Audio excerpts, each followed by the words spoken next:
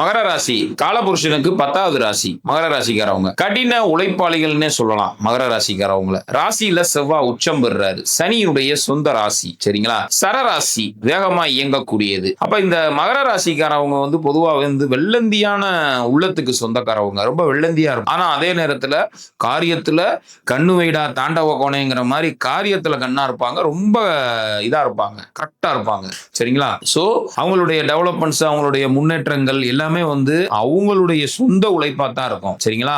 யாராவது ஹெல்ப் வேணா பண்ணிருப்பாங்களே ஒழிய இவங்களோட சொந்த உழைப்பு இல்லாம இவங்க மேல வரவே முடியாது. மகர ராசிக்காரவங்க காலபுருஷனுக்கு 10வது ராசியா இருக்கிறதுனால, கர்மக்காரகன் சனியின் சொந்த ராசியாவும் இருக்கிறதுனால கர்மங்கள் இருக்கு பாத்தீங்களா, கர்மங்களை கழிக்கிறதுக்காகவே பிறந்த ஒரு அம்சம்னு சொல்லலாம். மகர ராசிக்காரவங்க நல்ல கர்மா கெட்ட கர்மாங்கிறது ஜாதகத்தை வச்சுதான் நம்ம முடிவெடுக்க முடியும். சோ மகர ராசிக்காரவங்களுக்கு 2026 எப்படி இருக்கு, 2026 ஜனவரி டு ஜூன் 1ஆம் தேதி வரை எப்படி இருக்கு?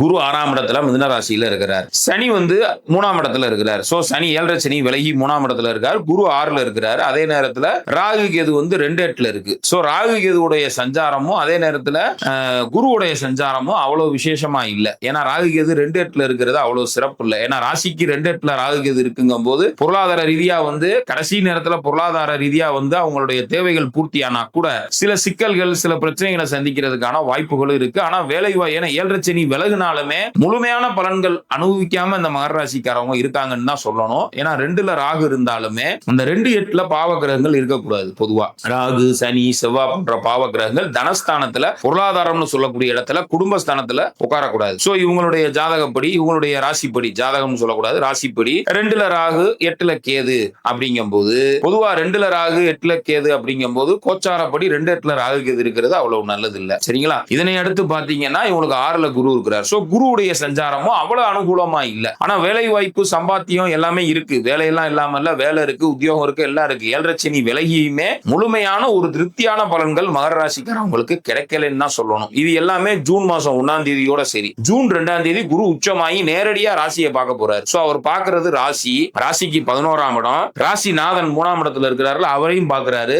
ராசிநாதனுக்கு வீடு கொடுத்த குரு உச்சமாகி ராசிநாதனை பார்க்கிறது அந்த ராசிக்காரர்களுக்கு அற்புதமான பலன்களை அள்ளி வீச போகுது. அதுல சந்தேகமே இல்ல, சரிங்களா? தடைப்பட்ட காரியம் ஒன்னொன்னா நடக்க ஆரம்பிக்கும். ஜூனுக்கு அப்புறம் பாத்தீங்கன்னா நீங்க எதிர்பார்த்த ப்ரமோஷன், நீங்க எதிர்பார்த்த உயர்வு எல்லாமே மகர ராசிக்காரவங்களுக்கு வர்ற ஜூன் 2ல இருந்து படிப்படியா நடக்க ஆரம்பிக்கும், சரிங்களா? ஆனா வருட கடைசியில ராசி ராகு கேதுவோட ஆதிக்கத்துக்குள்ள வருட கடைசியில டிசம்பர் 6ஆம் தேதி பயிற்சி வருது. அது நான் ராகு கேது பயிற்சியில ராசிக்குள்ள ராகு கேது இருக்கிறதுனால என்ன பலன் அப்படிங்கிறத நான் சொல்றேன், சரிங்களா? ஆனா கண்டிப்பா அந்த வருடம் அப்பயுமே ராசிக்குள்ள ராகு கேது இருந்தாலும் குருவுடைய சம்பந்தம் இருக்கும், சரிங்களா? குருவோட பார்வை ஒரு வருஷத்துக்கு எப்படியும் அந்த மகர ராசிக்காரவங்களுக்கு சாதகமா தான் இருக்கு. அதனால பெரிய பாதகம் ஒன்றும் இல்லை.